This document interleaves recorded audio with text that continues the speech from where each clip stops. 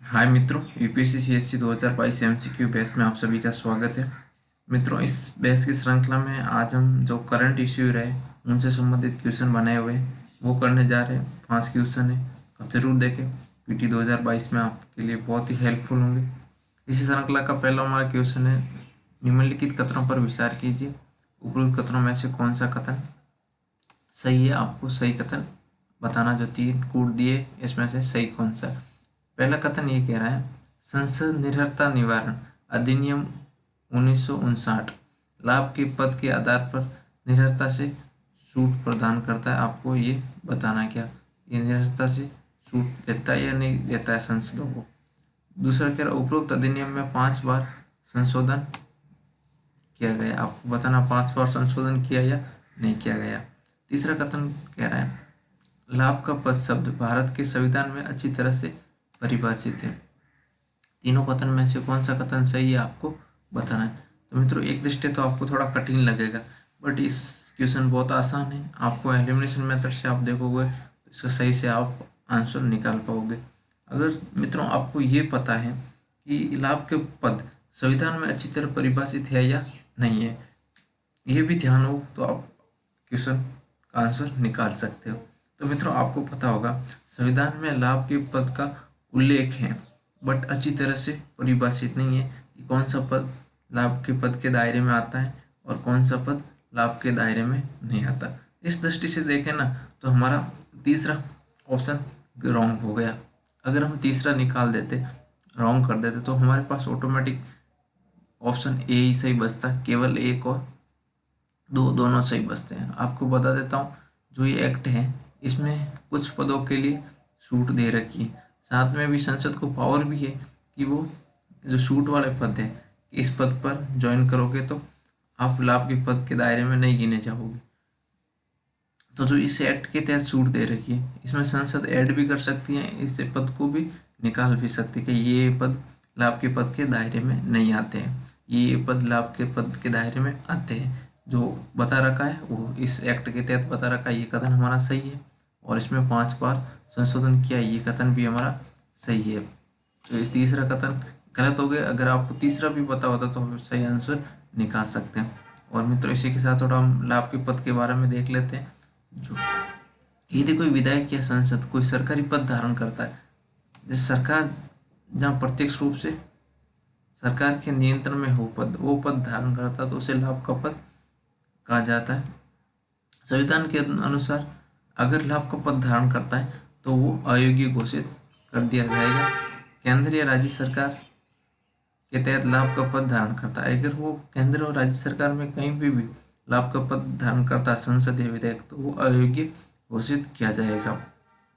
हालांकि संसद या राज्य विधान मंडल द्वारा इसके संबंध में एक कानून पारित करके उन पदों को निर्दिष्ट किया जा सकता है जो इसके दायरे में नहीं। तो कानून बना के पदों को लेखांकित किया जा सकता है कि ये पद लाभ के पद के दायरे में होंगे और ये पद लाभ के दायरे में नहीं होंगे। ये संसद और राज्य विधानमंडल को शक्ति दे रखी है।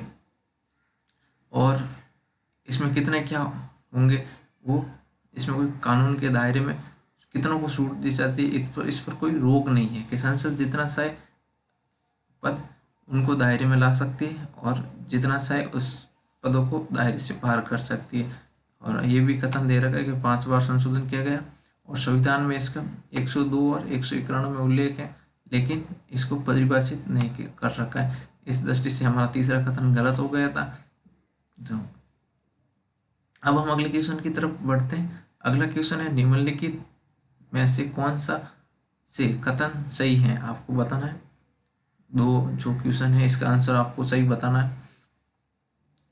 ये मित्रों इस्माइल योजना है, हाल ही में चर्चा में रही, उसके संदर्भ में एक पहला कथन कह रहा है, इस्माइल योजना इस्माइल आजीविका और उद्यम के लिए हाशिए पर पड़े व्यक्तियों को सहायता, जिसमें बेरोजगार युवाओं, विधवाओं, विकलांगों को कल्याण और पुनर्वास प्रदान करने के लिए इसे तैयार किया गया है। तो मित्रों आपको बताना है ये इस्माइल योजना किससे संबंधित है, इसके लाभार्थी कौन है। उसके संदर्भ में पहला कथन कह रहा है कि क्या लाभार्थी बेरोजगार युवा, विधवा और विकलांग है क्या?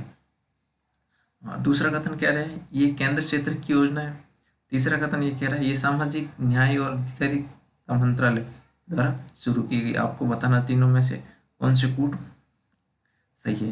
तो मित्रों आपको बता देता हूँ, ये योजना है ना, जो भीख मांगते हैं और जो ट्रांसजेंडर है उनके कल्याण और पुनर्वास के उद्देश्य से की गई थी। उनके स्वास्थ्य, शिक्षा और जो सामाजिक अधिकार है और सामाजिक सुरक्षा सुनिश्चित करने के उद्देश्य से इस योजना को किया गया था। और ये केंद्र क्षेत्र की योजना है। इस योजना के तहत दो उप योजना है इसमें। तो एक तो जो भीखमरी वाले हैं, भीख मांगते हैं उनके लिए, और एक है ट्रांसजेंडर के लिए। तो ये केंद्र क्षेत्र की योजना है। इस हिसाब से हमारा दूसरा कथन सही हो गया। बट जो पहला ये कहता है युवाओं, विधवाओं और विकलांगों, मित्रों ये कथन गलत है, क्योंकि युवाओं, विधवाओं और विकलांगों के ना होके ये ट्रांसजेंडर और जो भीख मांगते हैं उनके लिए है। इस दृष्टि से हमारा पहला कथन गलत हो गया, दूसरा कथन सही हो रहा है। तीसरा कथन जो मंत्रालय के बारे में पूछा मित्रों, ये सही कथन है। ये सामाजिक न्याय और अधिकारिता मंत्रालय की पहल है। इस दृष्टि से देखें तो दूसरा और तीसरा कथन हमारा सही हो गया। इसका कथन डी सही होगा, केवल 2 और 3। अब हम अगले क्वेश्चन की तरफ देखने से पहले थोड़ा इसके बारे में जो एक्सप्लेन दे रखा है वो पढ़ लेते हैं। सामाजिक न्याय एवं अधिकारिता मंत्रालय के तत्वाधान में ये ट्रांसजेंडर और भीख मांगने के कार्य में जो शामिल लोग हैं उनके कल्याणकारी उपाय के उद्देश्य से की गई है। इसमें 2 उप योजना है, जो एक ट्रांसजेंडर के लिए है और दूसरी जो भीख मांगने का कार्य करते उनके लिए वापस पुनर्वास के लिए केंद्र क्षेत्र की योजना देखो ये बता रखा है।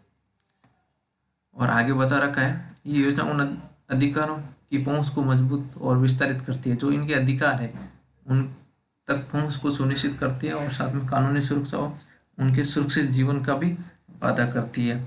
उनका जीवन सुरक्षित हो ये योजना वादा करती है। इस योजना के तहत उनके जीवन को बढ़ावा मिलता है, उनकी सामाजिक सुरक्षा को भी बढ़ावा मिलता है, साथ में उनकी जो चिकित्सा देखभाल है, शिक्षा है, व्यावसायिक अवसर है और जो आश्रय है, कई आयाम के माध्यम से उनका सुधार किया जाता है।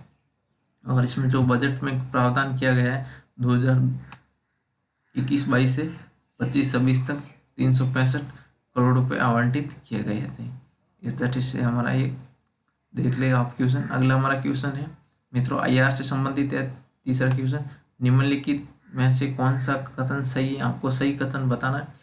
ये कह रहा भारत और 14 प्रशांत द्वीप देश है के बीच Indo Pacific island corporation forum 2014 में शुरू किए गए सहयोग के लिए बहुराष्ट्रीय समूह है। आपको बताना ये कथन सही है या नहीं, कि भारत और 14 जो प्रशांत द्वीप है उसके बीच ये 2014 में शुरू की या नहीं की, आपको ये बताना है। और दूसरा कथन ये कह रहा है भारत सौर, नवीनीकरण ऊर्जा और जलवायु से संबंधित परियोजनाओं को शुरू करने के लिए प्रशांत द्वीप समूह को 150 मिलियन की ऋण सहायता की घोषणा की है। आपको ये बताना कि भारत ने घोषणा की या नहीं की ऋण देने के लिए, ऋण सहायता के लिए 150 मिलियन की। भारत की विस्तारित एक्ट ईस्ट नीति को आगे बढ़ाने के लिए इस मंच के 2 शिखर सम्मेलन आयोजित किए। आपको बताना है इस मंच पर 2 शिखर सम्मेलन भारत ने आयोजित किए या नहीं किए थे अपने ईस्ट जो एक्ट नीति है उसके तहत। तो मित्रों आपको बता देता हूँ इसकी स्थापना 2014 में की गई थी, ये सही है। और इसमें जो 14 प्रशांत द्वीप है और उसके और भारत के मध्य एक मंच है, बहुराष्ट्रीय बहुहितों के उद्देश्य से ये मंच स्थापित किया रखा है। इसमें ये दूसरा कथन भी सही, इस दृष्टि से देखा तो हमारा पहला कथन सही हो गया। और ये दूसरा कथन है ये भी सही है, भारत ने ऋण क्रेडिट सहायता भी प्रदान की है हाल ही में, इसी दृष्टि से ये सरसा में रहा। और आपको ये भी पता ही होगा भारत ने अपनी ईस्ट जो एक्ट नीति है उसको विस्तारित करने के उद्देश्य से इस मंच का प्रयोग किया जा रहा है। इस दृष्टि से हमारा तीसरा कथन भी सही हो गया। तो इसका सही आंसर सी होगा, कथन 1, 2 और 3, क्योंकि 3 कथन हमारे सही हो गया।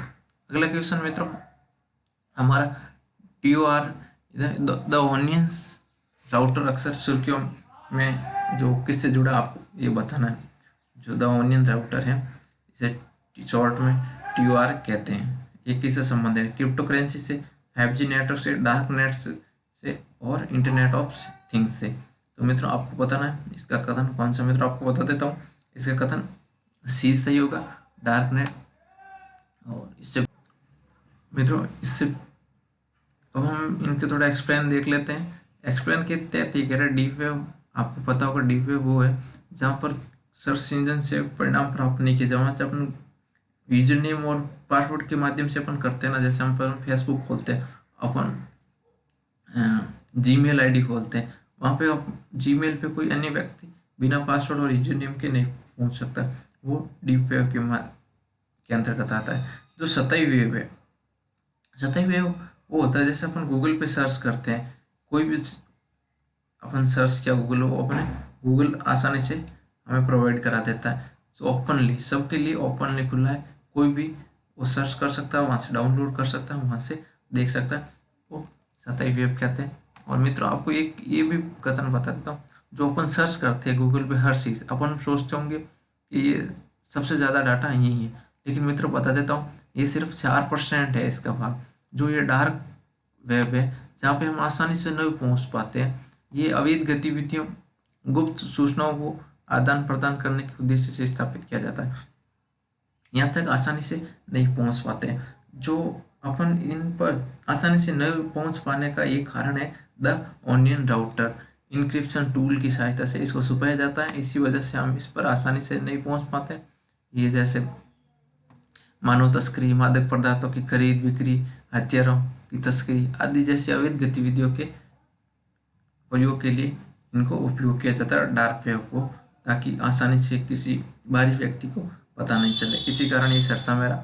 और आपको ये कथन ध्यान रखना, 96% भाग डार्क वेब से निर्मित है, जबकि सतही वेब केवल 4% है। आपको सही कथन ध्यान रखना, ये ऑप्शन में आ सकता है। इस दृष्टि से हमारा इसका आंसर सी हो गया, डार्क नेट। अगला हमारा क्वेश्चन है क्वेश्चन 5वां, निम्नलिखित शब्दों पर विचार कीजिए। एक साइड पक्षी अभ्यारण्य दे रखे और दूसरी साइड उसका राज्य दे रखा है संबंधित। आपको बताना कौन सा कथन सही है, कौन सा सही सम्मिलित है। पहला कह रहा है रंगनाकट्टू पक्षी अभ्यारण्य, आपको बताना है ये कहाँ पे है, क्या कर्नाटक में है। कुलेरू पक्षी अभ्यारण्य आपको बताना है, और कर्नाला पक्षी अभ्यारण्य आपको बताना है कहाँ पे।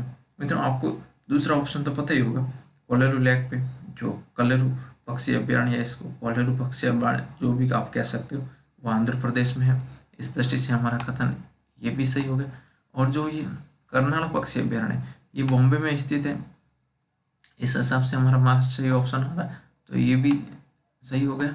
और जो रंगनाकट्टू पक्षी अभ्यारण्य ये कावेरी नदी पर स्थित है और ये कर्नाटक में है, सही है इसका कथन भी सही हो गया। इस दृष्टि से देखें तो सही ढंग से आपको पूछा, सही कथन ही पूछा, इसके कथन सही डी हो गया, तीनों कथन सही है।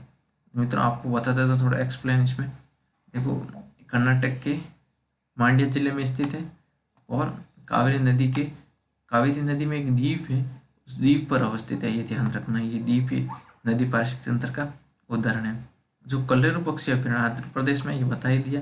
और ये वेटलैंड भी है, रामसर कन्वेंशन के अंतर्गत भी है, आपको याद रखना। और जो 2002 में स्थापित किया गया था। और जो ये कर्नाला पक्षी अभ्यारण्य ये मुंबई के बाहर रायगढ़ जिले, आपको ये ध्यान नहीं रखना, आपको यही ध्यान रखना मुंबई या महाराष्ट्र। जो एक पक्षी क्षेत्र भी है, महत्वपूर्ण पक्षी क्षेत्र, ये आपको थोड़ा ध्यान रखना। ये इम्पोर्टेंट बर्ड्स एरिया है और यहाँ पर बिल्लियाँ की प्रजातियाँ भी पाई जाती हैं, ये भी थोड़ा बहुत ध्यान रखना। आपको जिला याद रहे नहीं रहे अलग बात है, मुंबई का ध्यान रखना।